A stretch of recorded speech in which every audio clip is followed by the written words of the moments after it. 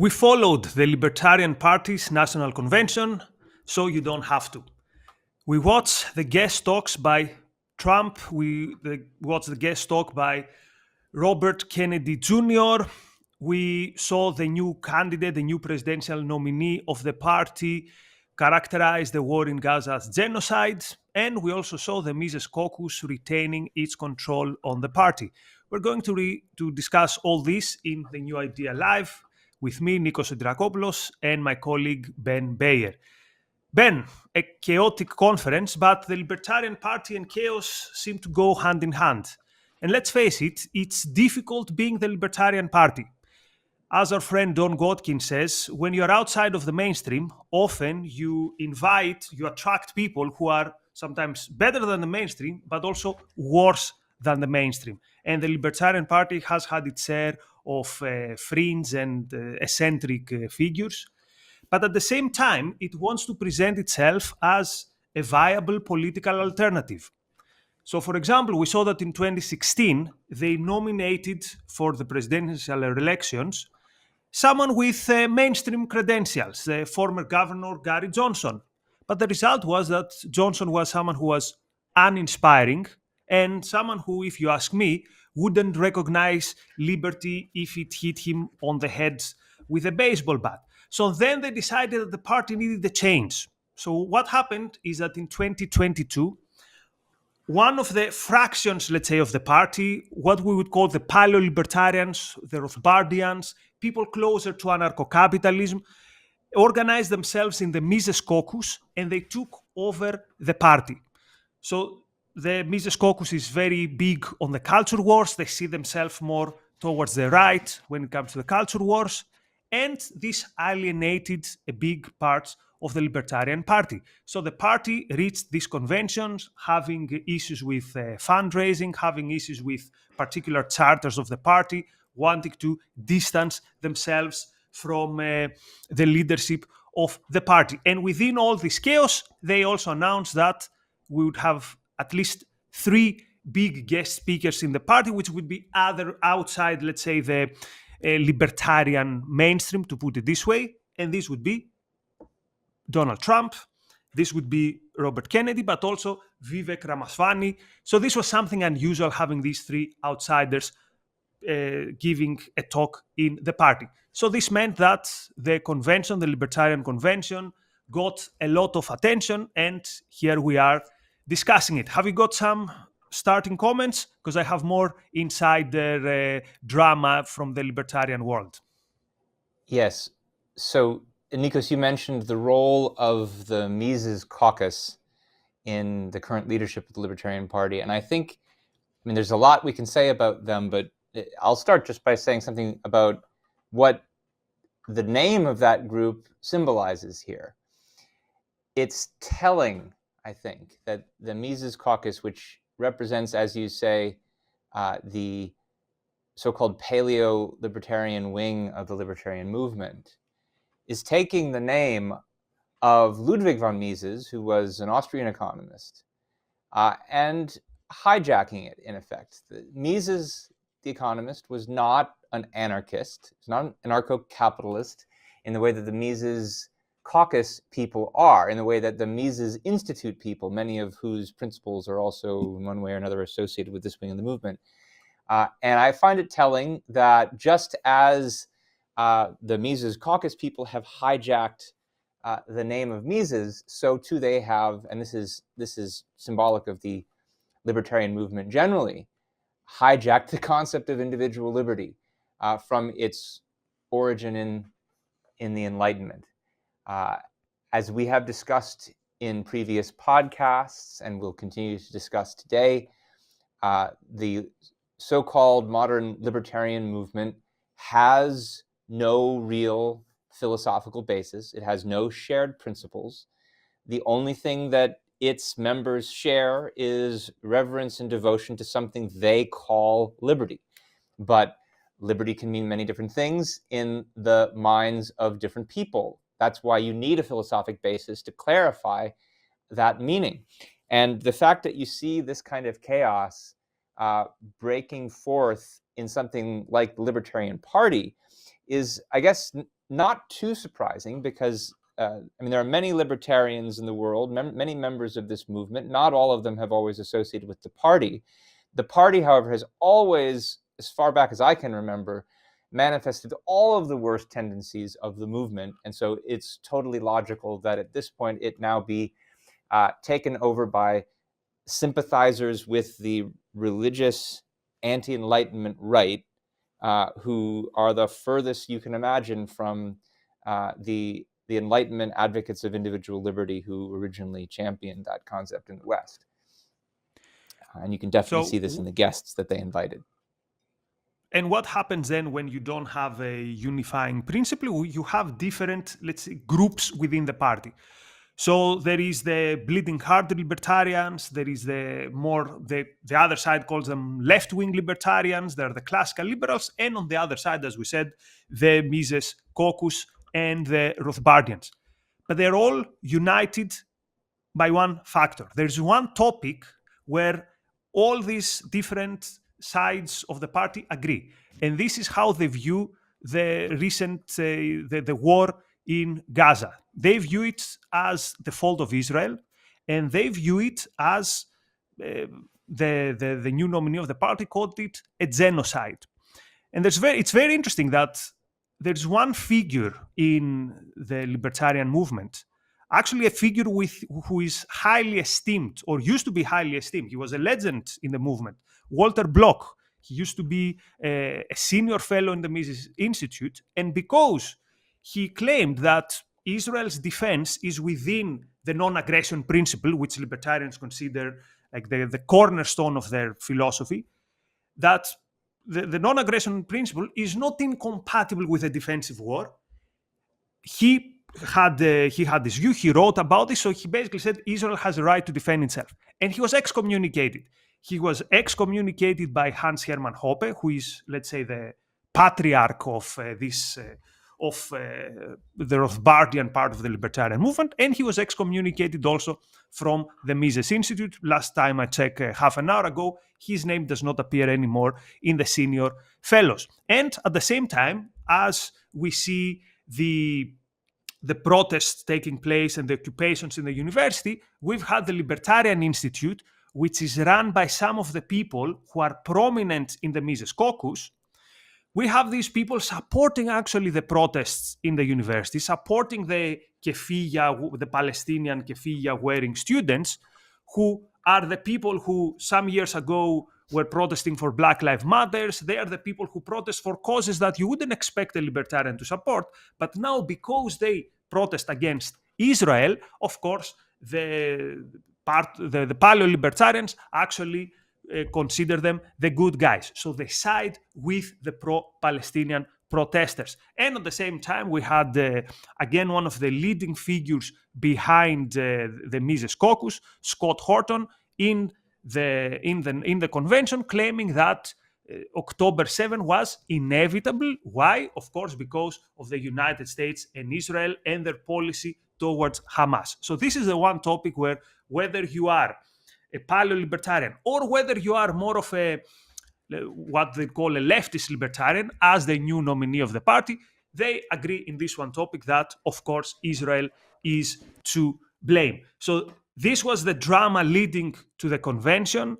And now we can talk, if you want, about the convention and the very unusual spectacle of Donald Trump, definitely not a libertarian, whatever libertarian means. We can agree that Trump is not one of them, but also Robert F. Kennedy Jr. being invited. Have you got any comment still here, or shall we proceed with the special guests to the conference?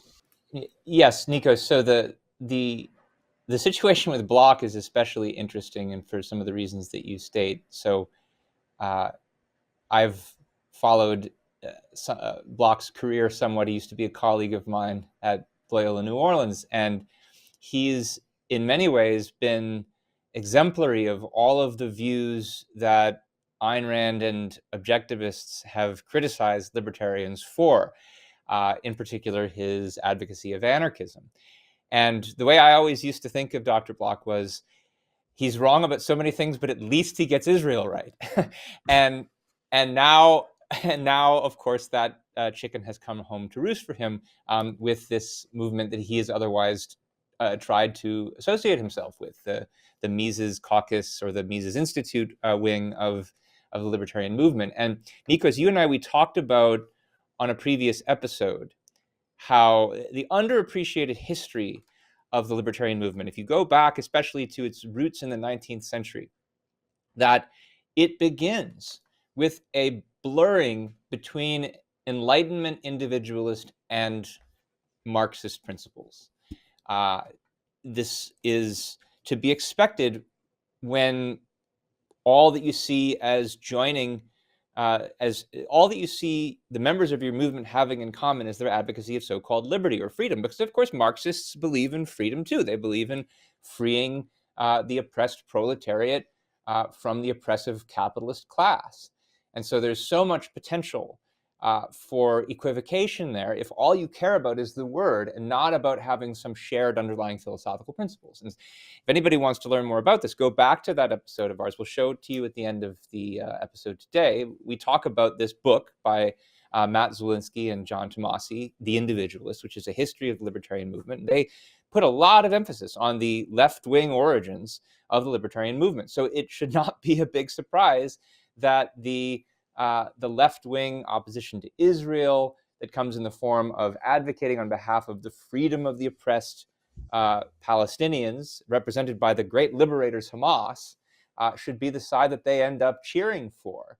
That's the kind of liberty that you'll care about if you don't have any kind of philosophic understanding of what liberty of the individual actually means, and therefore don't understand how it's actually Israel that has long been on the side of that principle.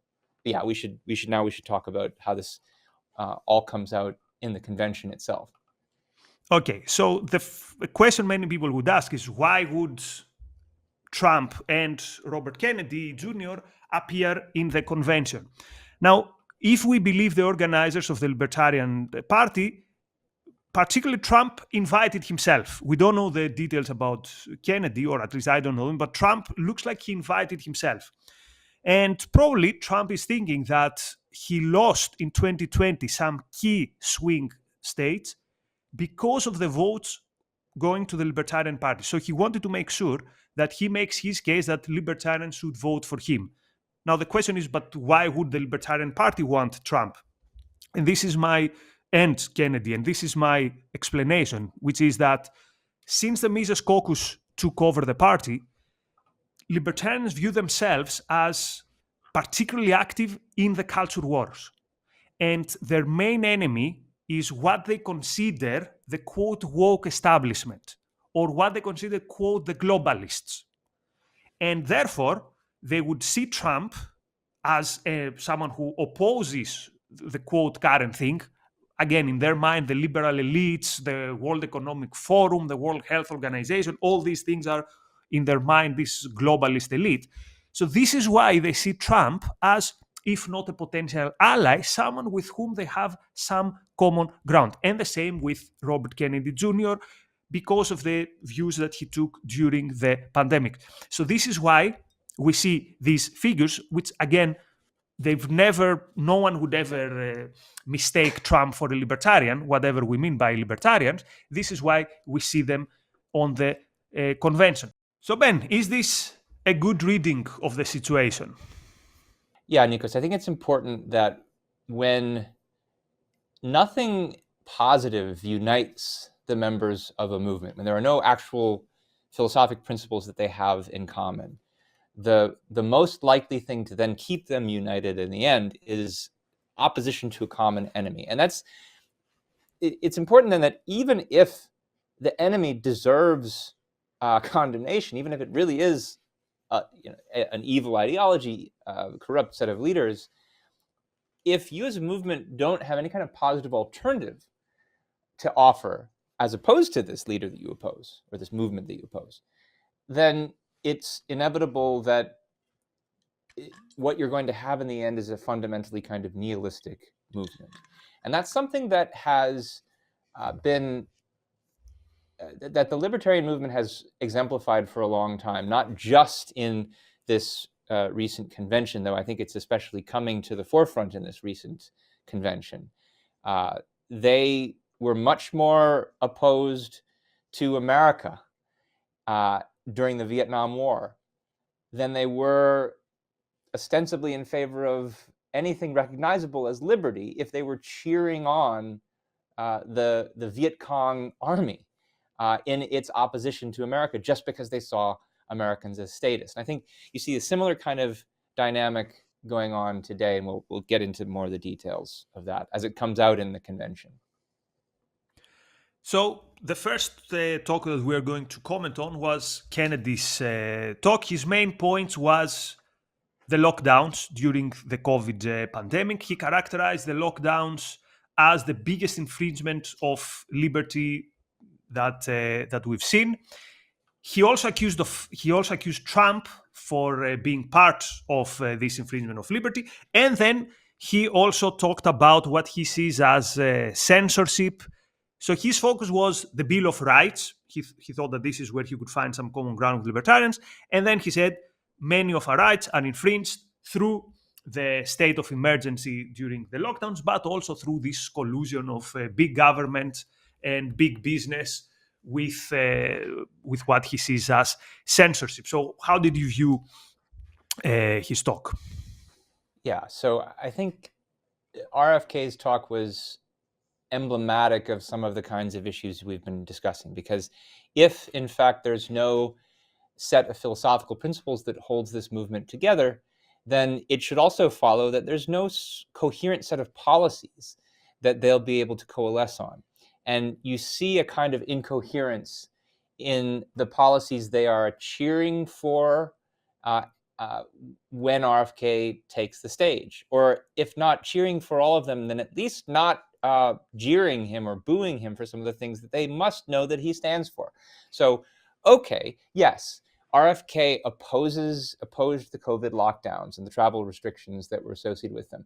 I should say this is something that the Ayn Rand Institute opposed. We released an extensive white paper explaining what was wrong with lockdowns, why they were inconsistent with individual liberty. And we did that, of course, at the time that the Trump administration was supporting them, which RFK is correct to note. But at the same time, you can't ignore the fact that RFK is a longtime Democratic statist, particularly with regard to environmental restrictions. And he, of course, didn't talk about environmentalism in this convention speech, except in passing. The Libertarian Party, though, is apparently okay with giving him a platform in spite of, I guess, that their opposition to those kinds of restrictions. Though I should mention it was rather humorous that even in his criticism of the lockdowns, one of the reasons he gives for criticizing them is that the lockdowns didn't involve environmental impact statements. So, I mean, even there you see he can't even escape his statism in the act of opposing an actually statist measure. And the Libertarian Party gives him a pass. So, but you see this on some of the other issues that you mentioned as well, Nikos. So you mentioned censorship. One of the things RFK talks about is the pending the pending court case currently involving the Biden administration in the state of Missouri about alleged collusion to bribe, threaten, cajole social media platforms into towing the government line. Now, I should say, I think the jury is still out on this, literally speaking.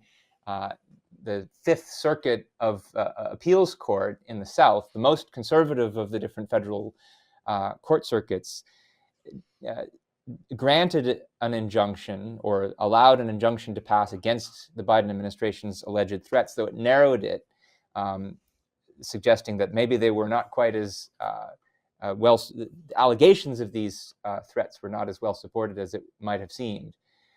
And I'll say, to the extent that evidence comes out showing that the Biden administration was in fact involved in threatening social media platforms, then that is in fact an indirect form of censorship, is totally unjustifiable, should not have happened.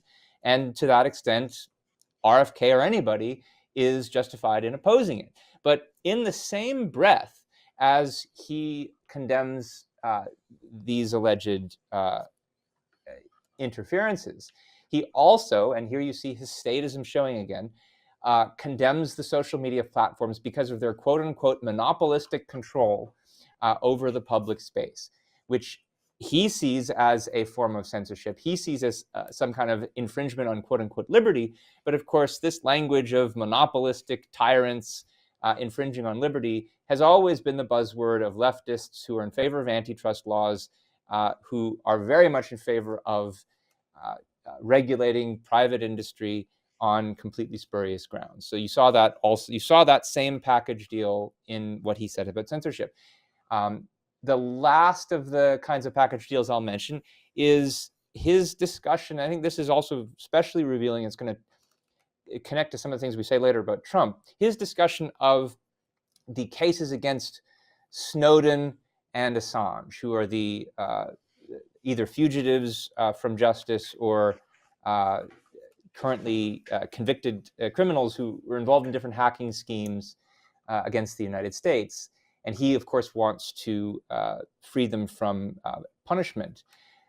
But these are quite different cases. And the fact that the Libertarian Party is willing to paper over the important differences, I think, tells us something about them. So Snowden, I think, is a more sympathetic character. He's someone who leaked very difficult to justify domestic spying program information, where there was no clear justification for the government's role here. You could ask questions about the way he did it, but it's clear that the policy he was opposing was hard to justify, if not impossible to justify. Julian Assange is a totally different, in a totally different category, at least in my mind. His WikiLeaks project publicized unredacted diplomatic cables that risked the lives of American military and diplomatic personnel. We know that some of the sources who were named in those unredacted cables disappeared. And he didn't just publish secrets he happened to find. He went out and actively recruited hackers. And for a government to actually work, its military and its diplomatic corps need to be able to protect the rights of its citizens. And that sometimes requires secrecy. That is not any kind of tyranny. It is a justifiable use of government's powers to defend the rights of its citizens. But libertarians love to mix together two categories that are actually very different. They oppose actual statist intrusions, but they also oppose government's proper functioning to defend the lives of its citizens. And this is the anarchist streak in the libertarian movement, which is especially pronounced in this Mises caucus, which openly champions anarcho-capitalism. And they're here perfectly willing to give RFK a pass and run those two together, run together actual statist intrusions with proper government functioning. And genuine advocates of liberty would not do that, would not tolerate that packaging, and they're letting RFK do it. They're letting RFK do it and cheering him on the stage when he does. But the big event of the weekend was the guest talk by Donald Trump. So what I was thinking earlier is his speechwriter must have had such a difficult job to do. Imagine having to fill 35 minutes of a talk where Trump has to pretend that he somehow cares about liberty or he understands about things about liberty. So Ben, we'd expect him to talk about his economic record, that supposedly he liberated the economic, the productive capacities of the country, that he cut taxes, maybe something about Biden's inflation. So these were the points where he hoped he would find some common grounds with libertarians. Yeah, I think with Trump and his speech, there's the apparently good, the really bad, and the really, really ugly. And we'll go in that order. First with the apparently good. So the libertarians at this convention cheer when Trump condemns Biden's inflation, and they chant, "End the Fed, end the Fed." I don't know if Trump understands what they're saying when they say that, but I mean, the Federal Reserve is in fact directly responsible for all the inflation that ever happens. It is a statist institution that should be overturned at some point, eventually down the road. But what they're giving Trump the pass on here is that he, of course, was the president of the United States who directly or indirectly oversaw the Fed, who constantly pressured them during his term to lower interest rates in order to allow more money to flow through the economy. And then on top of that, of course, himself signed into law any number of really unprecedented federal spending programs during COVID, which more than anything else are what is responsible for the current inflation that we're experiencing. Of course, it's true. Like, Biden hasn't done anything to solve this problem, and he's only continued to spend more. I don't think that he spent quite as much as Trump. And so there were some people who were booing certain things that Trump said, and maybe they realized some of this, but there were still plenty of others who were happy to cheer him on just when he said negative things about Biden, because, well, that's something they share in common, being opposed to the current thing, in this case, the current inflator. But don't you think that a political party would want to have a consistent position on a subject like whether or not a president who pressured the Federal Reserve to lower interest rates and thereby foment inflation, the very kind that you oppose, wouldn't they want to have a consistent stand on that kind of issue, maybe, and not even invite the person to speak in the first place, especially when he's from a rival political party who's running against your candidate? But they didn't think that was important. The other issue, that was the apparently good, but as you can see, not really good. The bad here would be, in my view at least, Trump's stance on immigration. And in this speech, he does his usual shtick, opposing immigration, saying we have to close the borders, otherwise we'll lose the country. All the kinds of sensationalistic rhetoric that he's famous for. And to the credit, at least in my view, of at least many people in the audience, many of them booed him. I mean, the thing that was notable throughout the speech is the constant jeering and booing, in spite of the decision to invite him. A lot of people at the convention apparently didn't like Trump's presence, but some of them were cheering too. And this is another instance where the absence of philosophic principle is leading to obvious infighting on a crucial political issue of the day within this party. How can you have both support for open immigration and open hostility to it, such that you're willing to let Trump speak about it in a political party? So I looked into it today, and the Libertarian Party, in its platform, at least still nominally supports open immigration. But as I think you hinted, Nikos, there are other libertarians in their midst who are quite opposed to it. You mentioned Hans Hermann Hoppe. He thinks that and he's, of course, highly influential in the Mises Caucus wing of the movement and the party. He thinks that any immigrant who hasn't been officially invited by a property holder is basically an invader, which I guess makes me an invader anytime I go to a store that I haven't been invited to. But the Mises Caucus, I had a hard time finding their official position on this, but it's where we start to see the bad bleeding into the ugly. Their view is that we should abolish border control, but that's because we should abolish borders, because they don't believe in government. And so they make this point in order to emphasize that, well, landholders, they'll be the ones to manage who traverses across. And, well, they don't talk about what happens if they allow people to cross their land. In any case, it's anarchic from any number of perspectives. And shouldn't a party, again, have a coherent policy on such a crucial policy issue of the day as immigration, whether you oppose it or support it? Their platform says they support free immigration. Their caucuses, and in this case, one of the leading speakers, former president of the United States from a rival party, opposes it. Now, the key takeaway in terms of tangibles from Trump's talk, and one of the biggest expectations was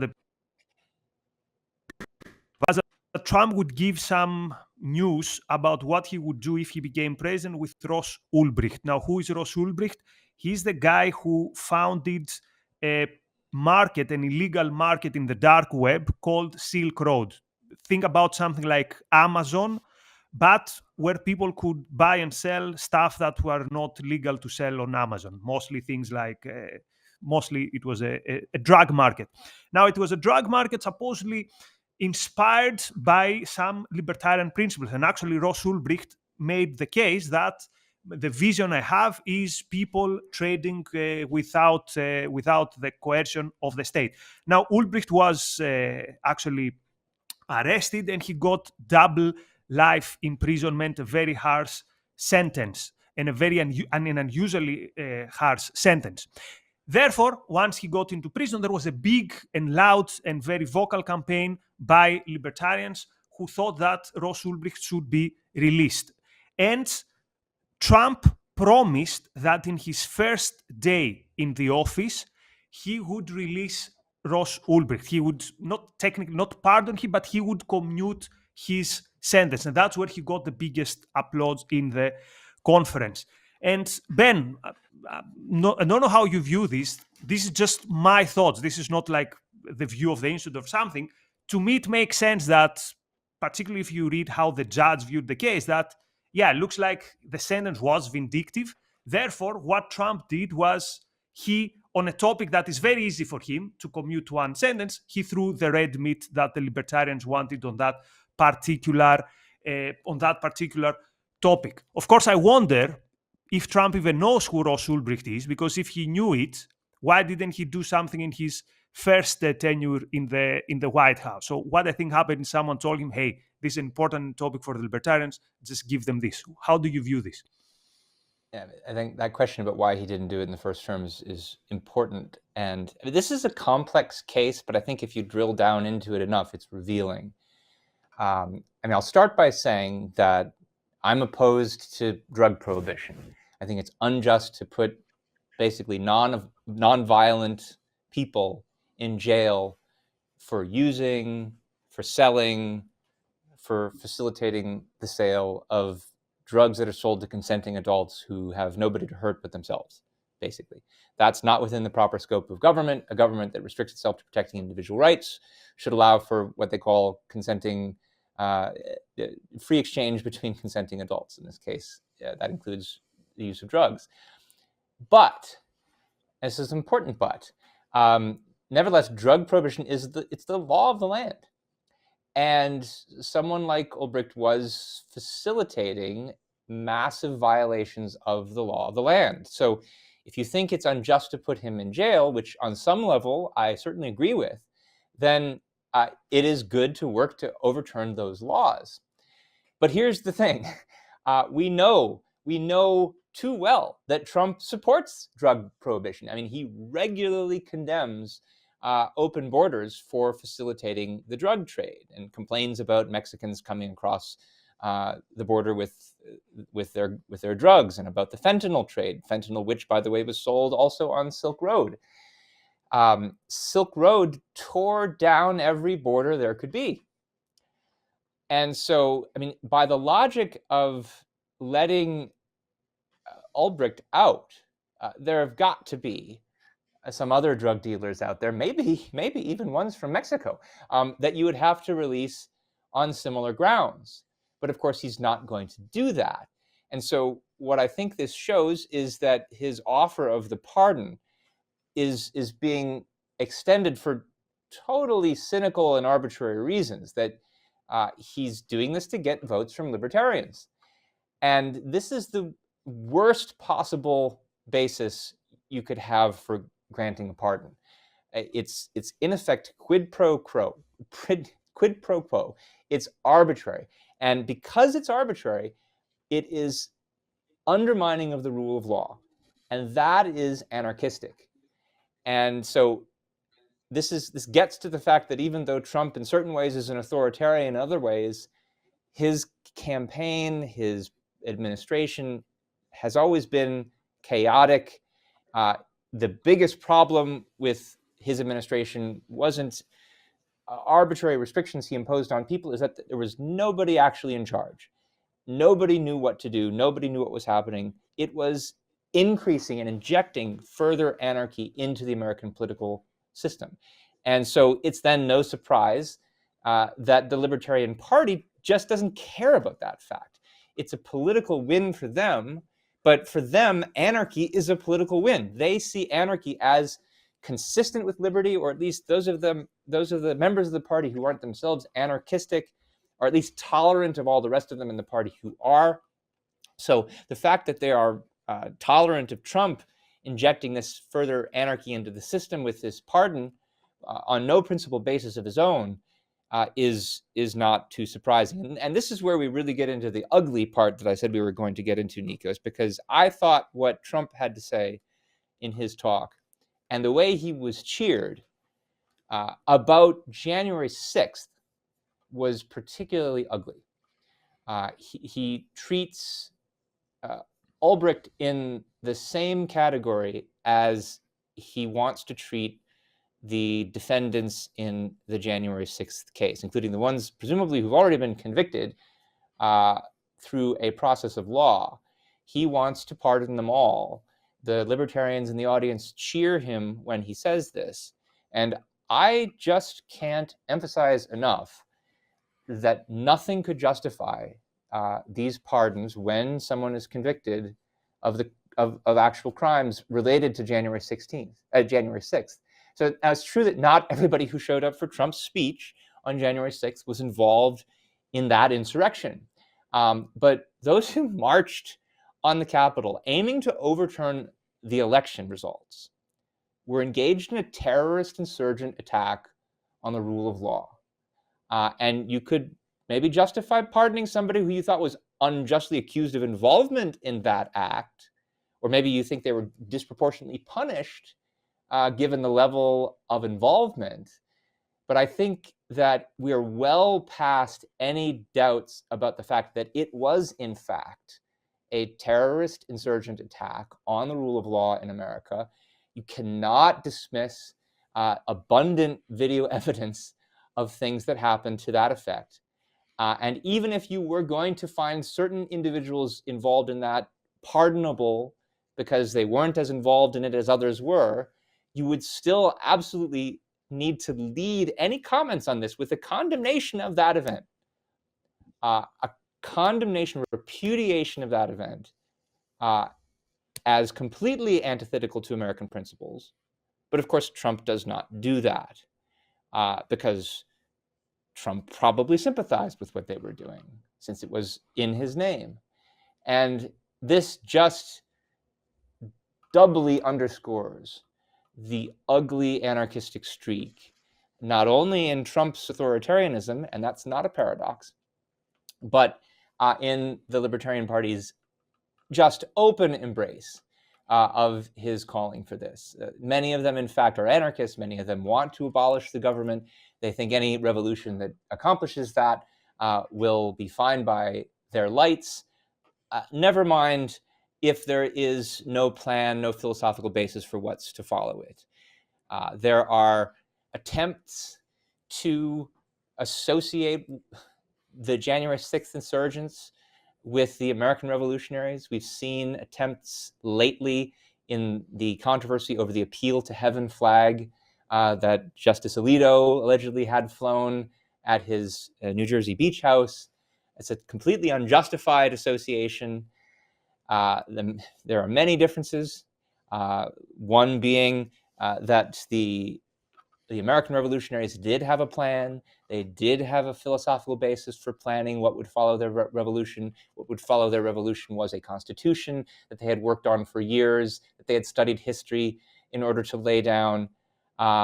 They debated for months about whether even to declare independence from Britain, only, of course, after a long train of abuses and usurpations. None of that can be even remotely said about the January 6th revolutionaries, the January 6th insurgents, I should say. And all of this is completely, perfectly framed by the fact that standing behind Trump on the screen behind him was a logo that said, "Become ungovernable." That's a symbol of the Libertarian Party's anarchism. Trump's there, in effect, endorsing it. It's no shock that he would, both because he doesn't know what he's talking about, but also because at his core, he stands for a anarchistic kind of authoritarianism. So that is the ugliest part of that convention, that event, in my mind, Nikos. So at the end of the day, then, who won from Trump going to the convention, Trump or the Libertarians. So Dave Smith, who is a key figure in the Mises Caucus, the comedian Dave Smith, who would probably be the nominee of the party, he had to retract his candidacy for personal reasons. So we'll talk about the eventual nominee in a bit. But he claimed that actually the biggest winner here was the Libertarian Party. He said, we used Trump. Trump came to our convention. We got all the attention that comes with Trump. We got the media attention. We got donations. And when Trump came, we told him we're not going to give you anything. We told him we're not going to dominate you. We're not going to nominate you. And if you want our votes, you have to try hard and to give us things. Trump, on the other side, thinks he's the winner. Eventually, as we will see, the convention nominated someone who is not from the Mises caucus, someone who, to put it in simple terms, many people in the libertarian milieu view him as a woke, quote unquote, woke libertarian. So Trump knows, I'm not going to lose votes, or I'm not going to lose many votes from this guy. Therefore, I went to the convention. I showed them that I'm not afraid of their bush. I stood my ground, and therefore I am the winner. So we have the weird spectacle where both sides think that this guest appearance was to their benefit. Maybe in some way they're both right if we take their way of thinking. And now, what was the result of the conference? The result was twofold. On the one hand, the Mises caucus retained its control of the party. So the chair of the party is still a woman called Angela McArdle. She's someone who, where to begin? Last time I saw her on Twitter she was speaking on a supposedly anti-war protest. However, it was full of Russian flags, and all their anti-war agitation was talking about how Ukraine is to blame. Anyway, after that, she blocked me on Twitter, so I have no idea what she's up to, but she's the chair of the party, and the Mises caucus people are still in control of the party. Yet, they did not manage to nominate their own candidate. The candidate who actually won is someone who was, let's say, from the other side, what they consider the woke part of the party, a guy called Chase Oliver. And therefore, we had this split result. Mises caucus keeps control of the party, but the candidate for who supposedly would be supported in the elections is someone not from the Mises caucus. And already we have seen many people, many Rothbardians, many Mises caucus people saying that, look, I will not vote for this guy. And today I saw a print screen of a tweet, because I can't follow the chair because he has blocked me, saying something like, look, vote for Trump, basically. She said something like, if libertarians behave, Ross Ulbricht will be free. Therefore, almost like a dog whistle saying, don't vote for the softy guy, the not real libertarian guy who got the nomination. Actually vote for Trump, or at least that's how I translate it. So, Ben, this is the weird outcome. A candidate who the leading faction of the party is probably not going to support in the elections. There's lots of things that are weird about it. This is, I think, the most chaotic we've seen in the Libertarian Party. It's all to be expected for reasons already discussed. I think it's interesting, both, first of all, with regard to someone like Chase Oliver, who, as the way you put it was, he's more on the woke side of things. He's a former Democrat who came into the Libertarian Party through the anti-war movement. We already talked about how there is this historical tension between left and right versions of libertarianism, which goes all the way back to its founding, which included both classical liberals and socialists. So it's not a big surprise that you see anti-war leftists coming into the Libertarian Party. There are no principles that would stop them from coming in, and that they're in conflict with the so-called paleo right-wing faction of the libertarian movement as well. If you then look at the actual position of someone like Chase Oliver on some of the concretes that you mentioned, you see the same unprincipled incoherence just within his own worldview. So you showed me a tweet of his where he confesses to being involved in some of the street protests for the Black Lives Matter movement in 2020. He's also opposed to what happened on January 6th. If you were working on the basis of any kind of philosophical principles, you would find it completely impossible to distinguish between these two movements. They were both mass protests against perceived injustice, probably not an actual one in either case, with regard to the concrete that immediately precipitated it, and mass protests that, however many people were quote unquote peacefully involved in them, nonetheless resulted in overt violence. And that's because the quote unquote peaceful aspect of it completely opened up the door for that violence by basically violating public spaces in the first place, making them ungovernable, and therefore giving free hand to the anarchists and fascists in their midst. So I don't see how one could support one and oppose the other. They're both bad. But in this case, this particular now presidential candidate for the Libertarian Party doesn't have any principles by which to see that. He's a tribalist, as are his opponents on the other side. They're politically tribalistic. They don't think in terms of principles. They're mashed together into this party that is now a party of competing tribes. And it's exactly what we should expect, given the philosophic dynamics that led to the Libertarian Party and movement in the first place. And Nikos, one thing I want to close on is commenting on something you just mentioned also about the view that some in the party still have, that it was a win for them because of the publicity that it drew to the party. And I just think that you can't come up with a better example of what's wrong with the idea that there's no such thing as bad publicity as this kind of event. I mean, who cares if you get more publicity and even more money, if what the money is then used for is a party that the world now knows stands for nothing but some kind of chaos and nihilism? What is that money going to be used for if it's, by this guy's own lights, not even the candidate that he wanted?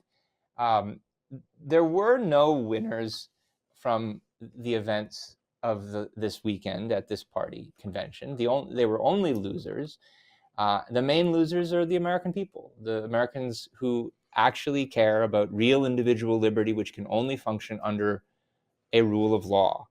And Nikos, I'll tell you, I used to, even when I decided that I agreed with Ayn Rand's criticism of the libertarian movement, I was still fairly sympathetic with people who disagreed with her, who questioned her repudiation of the movement, and I could understand why maybe they just couldn't see what was problematic with it, even if they wanted to. And I sympathize with the fact that they wanted to be able to vote. They wanted to be able to cast their vote for somebody who they agreed with, somebody who had some kind of set of principles that they could stand by.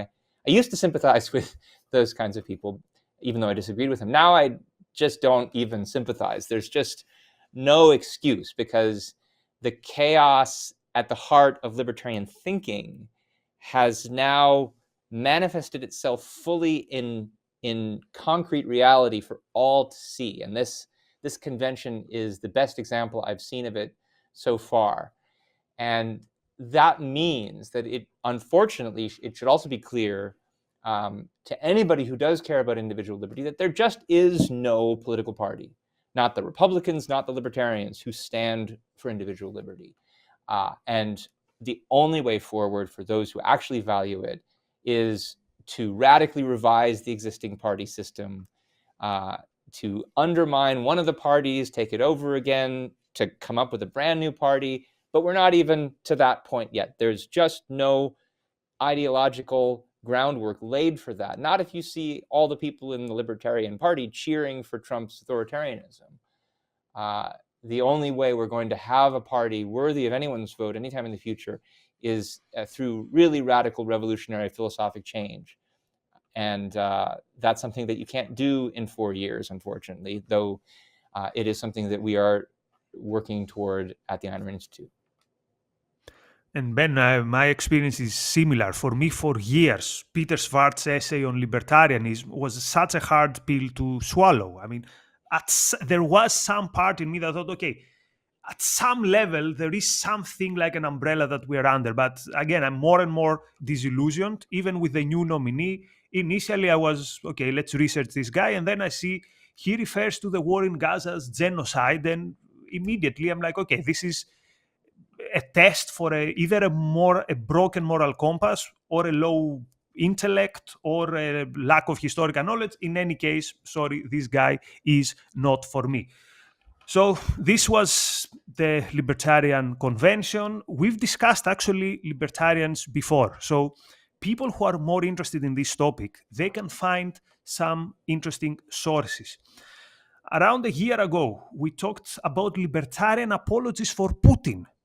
So if you want to see, for example, Murray Rothbard praising Lenin and Stalin as examples of peaceful coexistence, or if you want to see libertarians telling you that maybe Osama bin Laden is less culpable than Lincoln, indeed, you will see with proof how libertarians can actually make these statements, and also an explanation of what is the philosophy or lack of it which brings them to these ridiculous statements. And a few months ago with Ben, we discussed the book by Svolinsky and Tomasi, the book on the history of libertarian, the different shades within the libertarian movement. And the episode was Libertarian Big Tent or Big Mess. And today we saw that it's more about a big mess.